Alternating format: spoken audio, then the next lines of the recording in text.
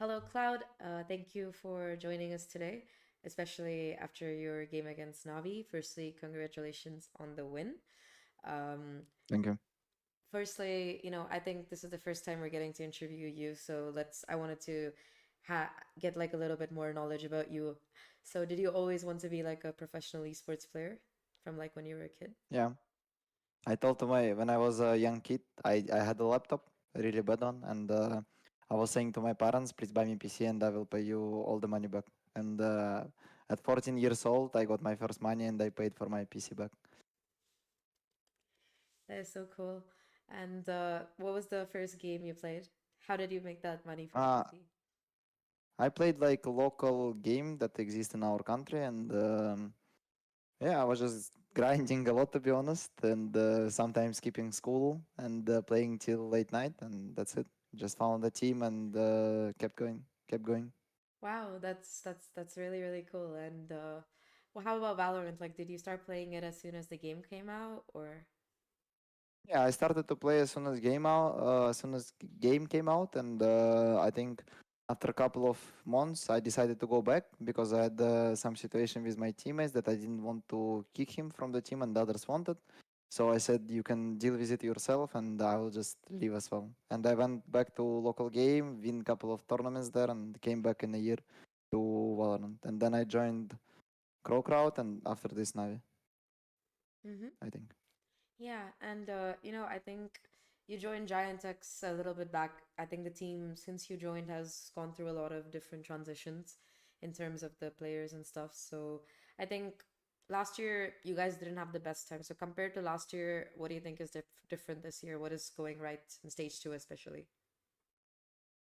I think it's more about like for last year and this year, the biggest difference is that we actually did a better schedule for ourselves. We found out like what's best for us, what's good for the players as well, to which habits we need to stick, and also that players that came to us in our team.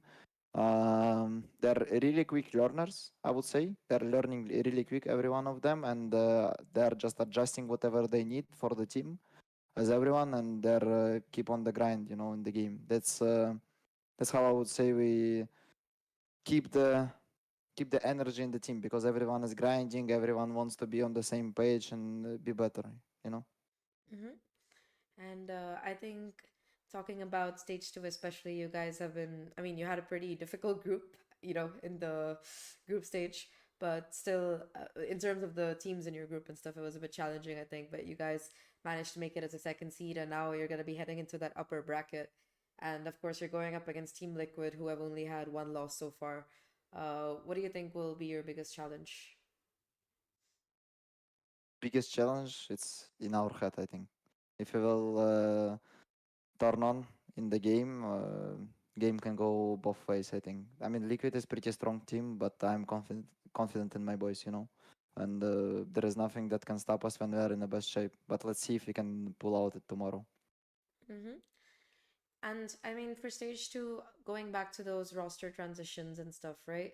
How is it like? How have you've managed to successfully adapt? Obviously, how have you managed to kind of improve that communication, made people feel like they're part of the team? Because at this point, you're like the captain, kind of the backbone of the team, right? So how have you helped them fit in? I mean, I tried to transition my experience to the boys, which I had for a couple of years being in franchise. What's good, what's bad, and I try to give them advice. How can you deal with it better?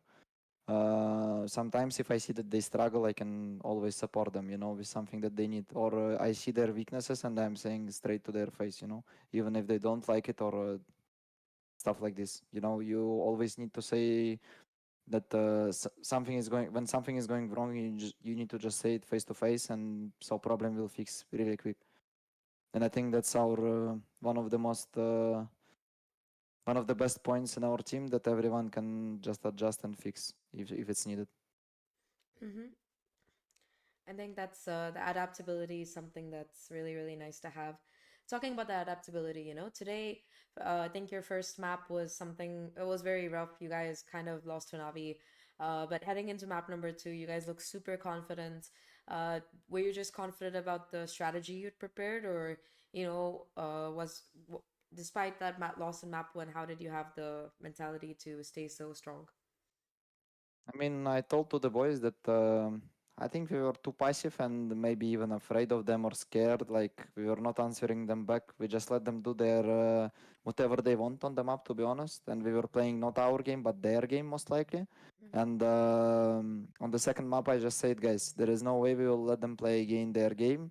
So let's just be one step ahead or do step back whenever they do something, and it was really good.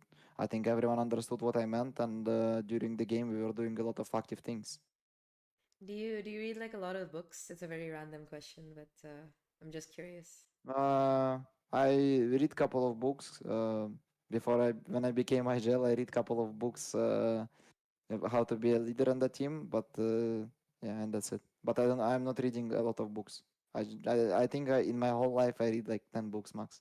No, but it seems like you've read, like you put in some work preparing for it, so that's just like super nice to hear. I actually got to interview Booster as well, and I asked him the same question, so I would like to ask it to you as well. What do you think about like being an IGL? What have you learned over your years, like going from a player to like an IGL? What's the most? How do you improve as an IGL, basically? I mean, there is, to be honest, 10,000 things that I could explain right now, and it would take hours. But I think the most important one that, for example, rough times, you have to always be on the positive note, find out what's wrong, and then fix it, and then be always the guy who is never going down in terms of mood or mentally, because you have to show that you're a strong leader, and then you need to lead a team. That, like, there is no teammates that can believe in you when everything is bad and you're doing it even making it even worse. You have to always have a good mood. Then you need to control things and people what they are doing, and just not only look at the crosshair. Sometimes I feel like my left eye is looking map and right eye looking crosshair. But yeah, stuff kind of like this, and you need to also work hard as an IGL because you need to motivate people around you that you're you're here not to just say to them rush B or rush A. You need to always improve yourself as well. Hmm. Another random question. How many languages do you speak? I'm just curious.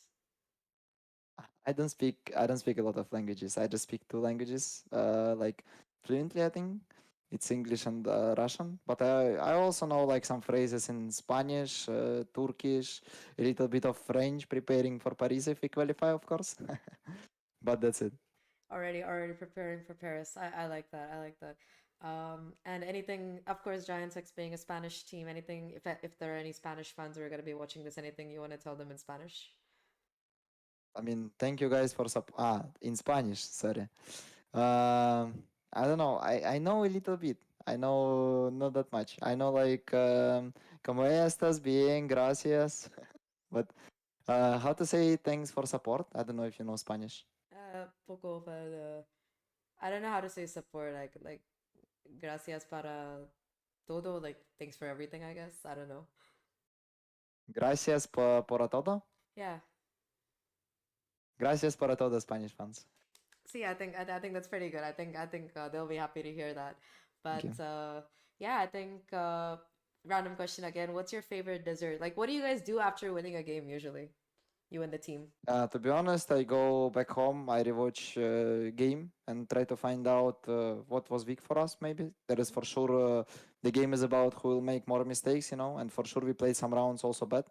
So in my opinion, you just rewatch the game, you find weakness things so you can be better for next game, or you change a little quick detail, like little details for the next game. So for next team, it's gonna be hard to prepare. Gotcha. That's what I do usually. I eat, I rewatch the game, I go sleep, repeat, and stuff like that. Mm, okay, so no treats for yourself, no desserts. I don't know. Treats or desserts you can get after the tournaments if you did good or bad.